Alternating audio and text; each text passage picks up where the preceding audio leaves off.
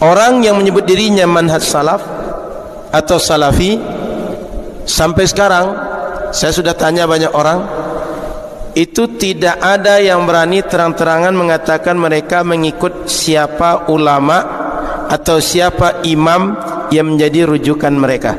Salafi sampai sekarang sebanyak itu mereka, dan sebanyak itu yang mendakwa diri sebagai salaf. Apa enggak pernah nanya siapa yang kalian rujuk, siapa imam kalian? Kami ngikut Quran dan Sunnah. Oke, enggak ada masalah. Kok ngikut Quran dan Sunnah? Kenapa? Buktinya kalian nyebut kata Albani begini, kata Bin Bas begini, kata Utsaimin begini. Sebenarnya ikut Quran dan Sunnah, ikut Albani atau ikut siapa? Atau imam kalian Albani? Albani baru kemarin 99 meninggal. Salaf yang mana? Coba lihat Ahlus Sunnah imamnya siapa? Hah? Siapa imamnya? Tidak punya imam kalian rupanya. Saya harus pilih salah satu. Betul-betul lah tuan-tuan, tidak punya imam nih. Ahlus Sunnah imamnya sahibus sunnah. Siapa sahibus sunnah itu? Nabi alaihi salatu wassalam. Kan memang itu yang kita disuruh untuk mengikutinya. Karena berimam ke imam ini berubah aliran sah. Ini ikut Abu Hasan Asy'ari jadi aliran Asy'ariyah. Ini Al-Maturidi, Al-Maturidiyah. Ini ikut Ibnu Kullab, Al-Kullabiyah. Karena imam kita ada ya Rasulullah sallallahu alaihi wasallam. Woi, antum tak punya mujtahid, masa bisa langsung memahami hadis? Saya tak mujtahid, paham juga saya hadis. Sah? Dulu sahabat itu ulama semuanya. Ulama semuanya. Woi, dengan tuan, belum lagi. Sahabat ulama semuanya. Enggak. Terus ada larangan dari Nabi, kalian belum ulama jangan ke saya nanya, tanya ke ulama dulu baru ke saya. Kan ada yang sekarang mengatakan, "Oh, tidak boleh kita memahami Al-Qur'an dan hadis secara langsung, harus melalui ulama." Kan itu ya. Ini jargon yang diangkat gitu, seolah-olah haram kita memahami Al-Quran dan hadis sendiri. Jelas? Tapi dulu sahabat semuanya ulama. Datang orang Badui tahu? Tak tahu. Orang dusun, orang nomaden, dia bayarnya bu ibadah. Orang kampung, orang pernah belajar lah. Datang ke Nabi sallallahu alaihi wasallam bertanya, ini. Kalau dipakai keedah, tidak boleh langsung ke hadis, tidak boleh langsung ke Quran. Pasti Nabi tahu, kalau Anda belum lulus verifikasi, ya, belum ada sertifikasi ulama. Yang langsung ke saya mesti ulama. Ada. Taib. Tidak takut Nabi dia salah paham. Hah? Apa yang nak ditakutkan? Keterangan Nabi itu jelas. Ya Rasulullah, dullani ala amalin iza amiltuhu adkhulul jannah. Ya Rasul, tunjukkan ke saya amalan, kalau saya amalkan saya masuk surga. Kata Nabi, tashhadu an la ilaha illallah wa anna Muhammadan wa anni Rasulullah. Tak pandai nyebut syahadu la ilaha illallah. Paham tak dia? Paham. Walaupun dia orang awam. Wa tuqimus shalah, kamu dirikan salat. Lalu gimana salat Rasulullah? Diajar sama Nabi salat, wuduk dulu, ini cara wuduknya. Dah, paham tak antum kalau baca hadis langsung? Cara berwuduk paham tak langsung baca hadis? Ya Allah ya Rabbi, betul-betul dengan tutur nampaknya. An Utsman bin Affan radhiyallahu taala anhu annahu da'a bi zanubin min ma'. Utsman minta diberikan air wudhu. Sampai di sini paham? Paham kan? Meminta air wudhu nak juga paham tuh.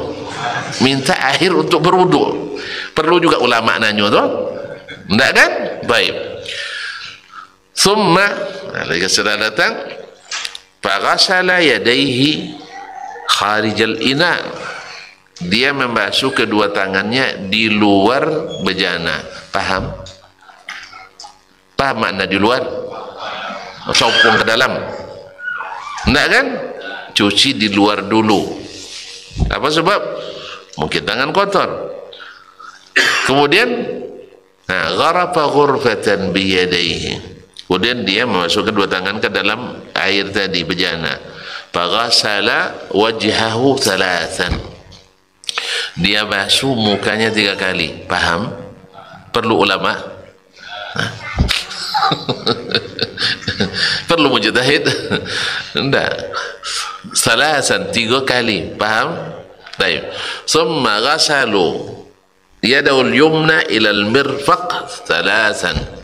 Dia basuh tangan kanan sampai siku 3 kali. Thumma ghasalu yadul yusra ila al-mirfaq thalathan. 3 kali pula tangan kiri. Paham? Perlu tanya lagi ulama? Nabi itu ulama. Itu maksudnya saya itu. Nabi ulama apa enggak? Ragu nampaknya. Apa makna ulama tu? Ulama itu apa maknanya? Tidak tahu rupanya. Itulah makanya. Ulama itu apa artinya? Orang berilmu. Nabi berilmu apa tidak? Nabi itu ulama. Jadi kalau antum tuntut saya nak memahaminya harus melalui ulama, Nabi itu sendiri ulama. Saya tanya ke dia. Jelas? Nah. Kemudian dia fatumma masaha bi ra'sihi.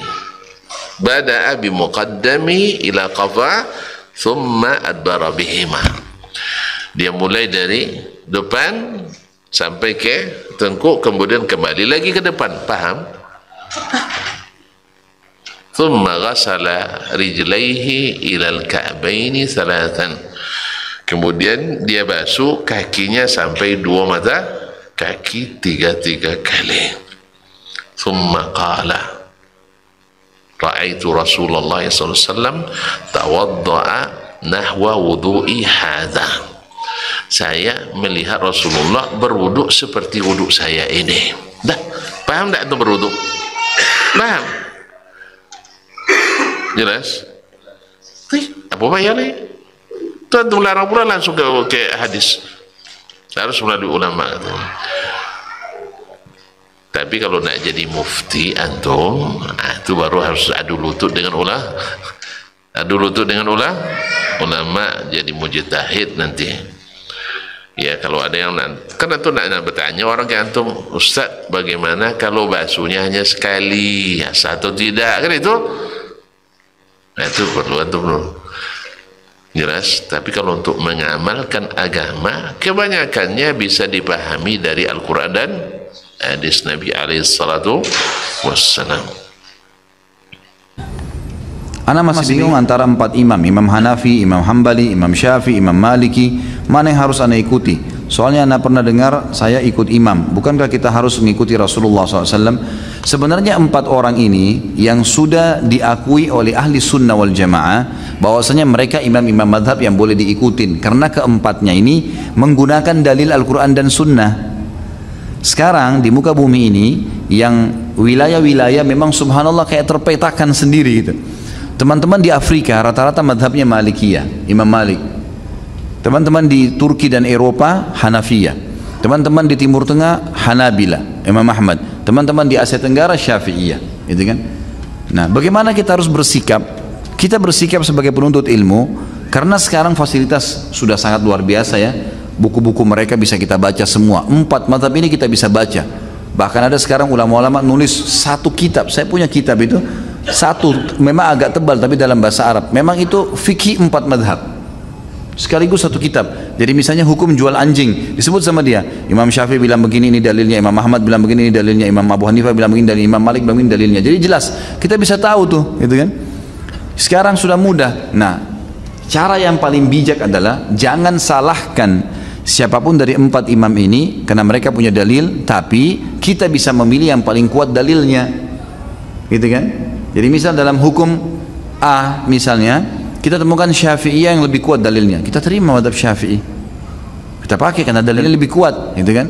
Tanpa menyalahkan mazhab. Tapi di sisi lain misalnya ada mazhab Hanabilah lebih kuat dalilnya, kita ikutin dalam masalah itu. Jadi permasalah. Tapi kita berputar di 4 mazhab ini yang disepakati oleh para ulama ahli sunnah wal jamaah. Allahu a'lam.